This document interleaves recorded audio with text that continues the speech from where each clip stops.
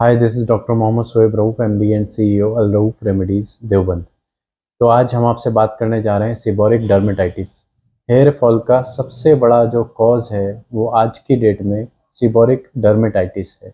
यानी सीबोरिक यानी जिसको हम बोलते हैं सीबम का सिक्रेशन हम बोल सकते हैं, यानी कि ऑयली सिक्रेशन जो स्किन के अंदर से जो फेस पर जो स्काल्प के ऊपर यानी कि सर की जो चमड़ी होती है उसके ऊपर भी इसका सिक्रेशन होता है, जो अ, एक तरीके से मिक्स होकर के पसीने के साथ में सिक्रेशंस जो मिक्स होकर के जो ऑयली सिक्रेशन वाटर के साथ में मिक्स होकर के एक परत जम जाती है सर के ऊपर, जिसको हम सीबोरिक डर्मेटाइटिस बोलते हैं, सीबोरिक बोलते हैं।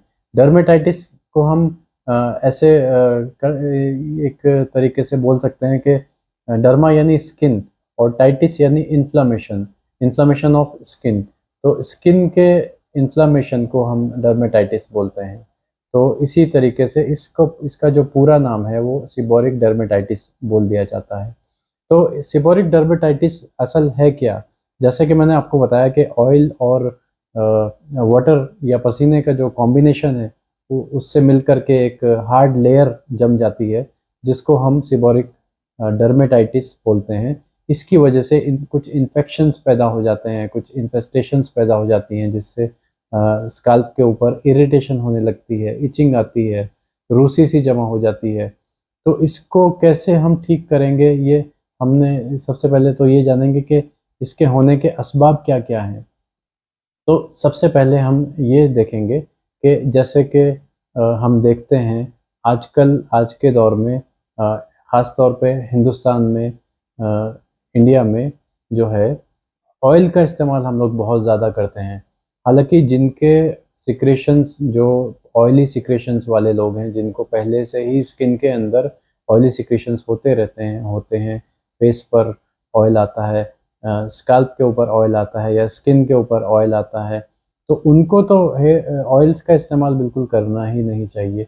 अगर करें तो ठंडे ऑयल जो कूल ऑयल्स होते हैं, जैसे आंवला है, जो सिंथेटिक आंवला नहीं, जो ओरिजिनल रोगन आंवला है, या अ, आंवला के जो हेयर ऑयल्स जो नेचुरल वे में बने हुए हों, उनका इस्तेमाल करना चाहिए, या फिर कोकोनट ऑयल का इस्तेमाल करना चाहिए, जो नेचर वाइज़ ठंडा होता है, कूल होता है, जो स्किन के ऊपर भी कूलिंग इफ़ेक्ट डालता है। इस तरीके के ऑयल्स का हमें इस्तेमाल करना चाहिए ऐसे लोगों को जिनको ऑयली सिक्रेशंस, सीबम सिक्रेशंस जिनको ज़्यादा होता है। तो सीबोरिक डर्मेटाइटिस हेयर या स्कैल्प के अलावा बॉडी के और भी कई पार्ट्स पर हो सकता है, जैसे फेस पर हो सकता है, जैसे आर्म्स पर हो सकता है, हैंड्स पर हो सकता है। बहुत सारी जितने भी आउटर लेयर ऑफ स्किन है, सब स्किन पर किसी भी पार्ट में सीबोरिक डर्मेटाइटिस हो सकता है। मगर हम आज यहाँ बात करने जा रहे हैं सिर्फ हेयर के बारे में।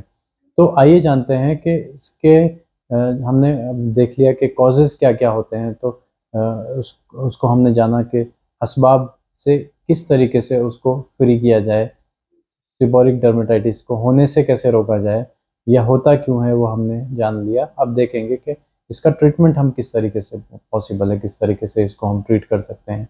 तो सीबोरिक डर्मेटाइटिस के लिए हमें जो है सबसे पहले ऐसी चीज़ों का परहेज़ करना चाहिए जिनसे बॉडी में कॉन्स्टिपेशन पैदा हो। फाइब्रस फ्रूट्स हमें खाने चाहिए, ज़्यादा इस्तेमाल करने चाहिए। पानी का इस्तेमाल ज़्यादा करना चाहिए। कॉन्स्टिपेशन जो चीज़ें करने वाली हैं उनका इस्तेमाल कम करना चाहिए, और जो चीज़ें कॉन्स्टिपेशन को तोड़ने वाली हैं, कब्ज़ को तोड़ने वाली हैं, उनका इस्तेमाल हमें ज़्यादा करना चाहिए। इसमें सबसे पहले आता है किसी भी हेयर फॉल में, मैं पहले भी बोल चुका हूँ कि आंवले का मुरब्बा या मशरूब आंवला या आंवले के जितने मुरक्कबात हैं, जो कॉम्प्लेक्स जो ग्रुप ऑफ जो मेडिसिन्स हैं जो आंवले के ज़रिए बनाई जाती हैं, उनका ज़्यादा से ज़्यादा इस्तेमाल करना चाहिए अगर आपको हेयर फॉल या सीबम सिक्रेशंस को रोकना है। ऑयली सिक्रेशंस को भी आंवला क्योंकि खुश्क मिजाज होता है, तो ऑयली सिक्रेशंस को अंदर से वो रोकेगा। अच्छा, इसमें हेयर फॉल होने के चांसेस क्यों बढ़ जाते हैं सीबोरिक डर्मेटाइटिस में? वो इसलिए बढ़ जाते हैं क्योंकि जैसे एक परत जम गई या पपड़ी जम गई डैंड्रफ की, एक हार्ड लेयर स्कैल्प के ऊपर जम जाती है, तो फिर अंदर से जो प्लांट जैसे हेयर ग्रो करता है, जो फॉलिकल ग्रो करता है, उसको मैं प्लांट बोलूँगा यहाँ पर, कि प्लांट जैसे अंदर से निकलेगा और वो ऊपर परत जमी हुई है, तो वो डैमेज हो जाएगा वहाँ पर उसकी इन्फ्लेमेशन की वजह से। उसके जो पोर्स हैं वो भी अक्सर बंद हो जाते हैं।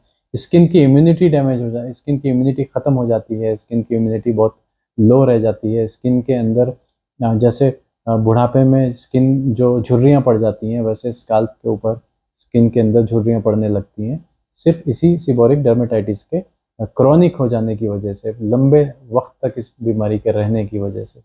तो हमने जाना कि ये किस वजह से पैदा हो रहा है, इसको रोकने के क्या क्या असबाब हम इख्तियार कर सकते हैं।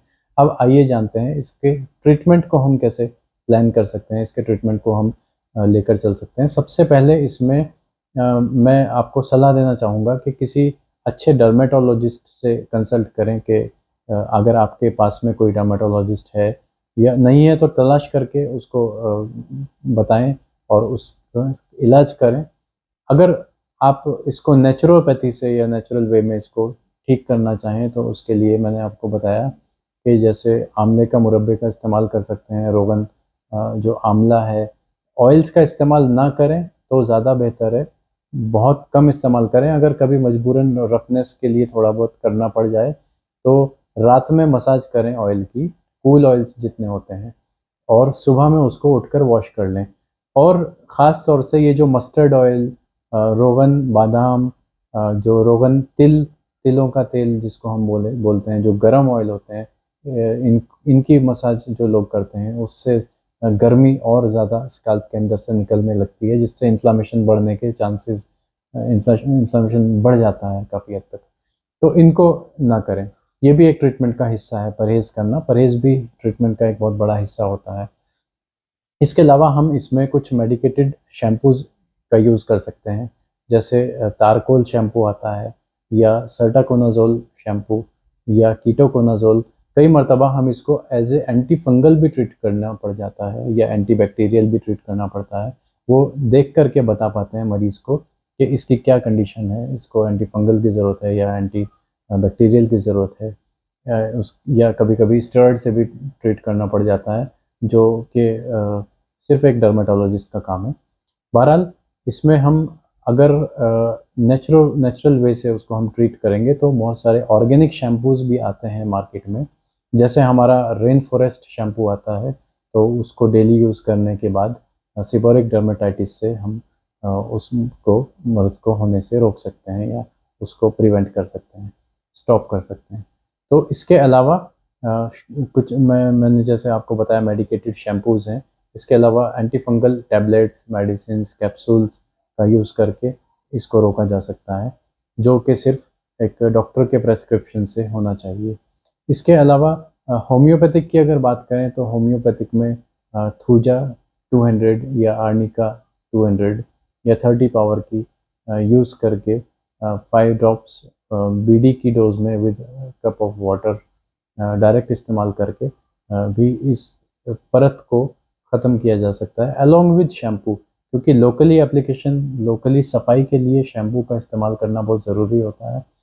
कास्टिक सोडा वाले जो शैम्पू हैं, हालांकि इसमें सभी शैम्पू काम करेंगे, मगर मेडिकेटेड शैम्पूज़ का इसमें ज़्यादा अच्छा रोल पाया जाता है। तो अगर उम्मीद करता हूँ कि ये वीडियो आपको सही तरीके से समझ में आ गई होगी। अगर इसमें कोई भी कोई क्वेरीज रहती है तो फिर आप कमेंट में डालिए, पूछिए। Thank you very much.